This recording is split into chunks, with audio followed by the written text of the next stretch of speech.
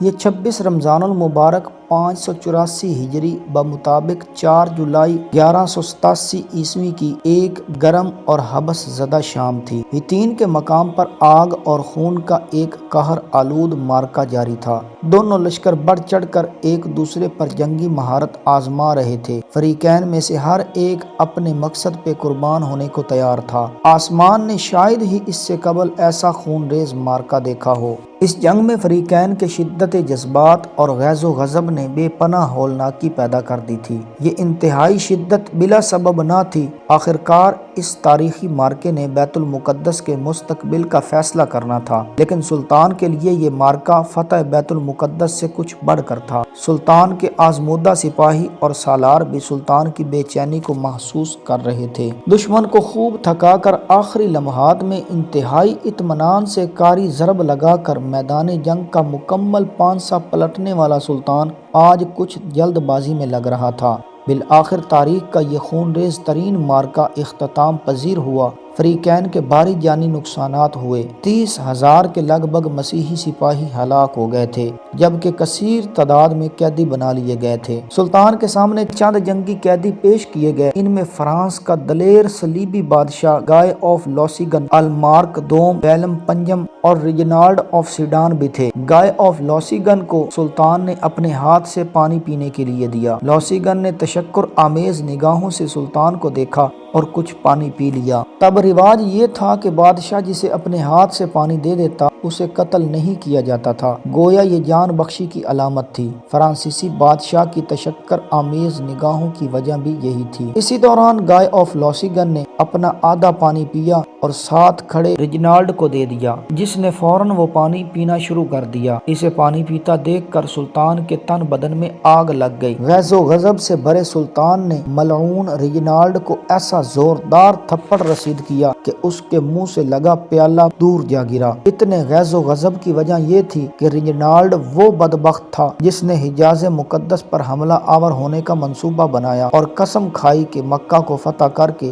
خانہ کعبہ کو مسمار کر دے گا، جبکہ مدینہ کو تاراج کرے گا۔ مزید اس نے حجاز مقدس جانے والے حاجیوں کے پرامن قافلے پر حملہ آور ہو کر خون کے دریا بہائے تھے، عورتوں اور بچوں تک کو معاف نہیں کیا تھا۔ سلطان صلاح الدین ایوبی کے علم میں یہ بات آئی تو اس نے ہوا میں تلوار لہرا کر قسم کھائی کہ اس شاتم و گستاخ کو اپنے ہاتھوں سے قتل کرے گا۔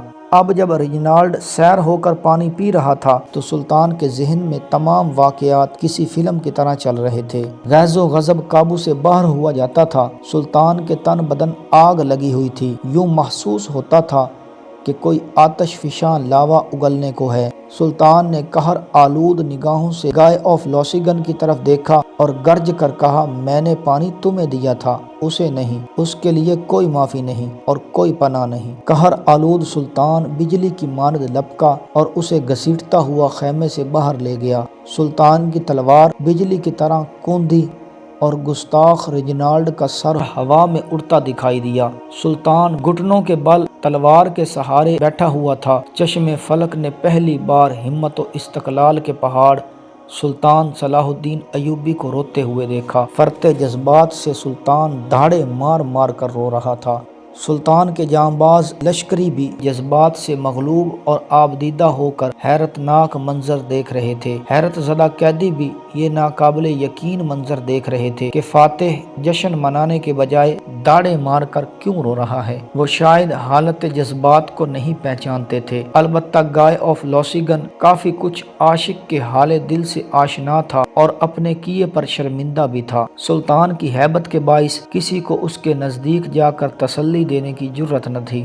مشکل ترین حالات میں موت کی آنکھوں میں آنکھیں ڈال کر لڑ جانے والا جانباز ابھی تک بلک بلک کر رو رہا تھا۔ بالآخر سلطان کے بھائی ملک العادل نے ہمت سے کام لیا، سلطان کے پاس جا کر تسلی دی اور قسم پوری ہونے کی مبارکباد پیش کی۔ سلطان اٹھ کھڑا ہوا اور آسمان کی جانب تکنے لگا، جیسے بارگاہ اقدس میں حاضر ہے اور ایسی سعادت بخشے جانے پر مشکور ہے۔ اعصاب شکن خاموشی لیکن مؤدب ماحول جو وسعت آسمان تک پھیلا تھا، سلطان کے ایفائے عہد اور حب رسول کی تا قیامت گواہی دینے کو تیار تھے۔ اب سلطان کو کچھ اطمینان ہوا تو وہ خود کو ذہنی طور پر جنگ کے بعد قیدیوں اور مال غنیمت کے متعلق اہم فیصلوں کے لیے تیار کر رہا تھا۔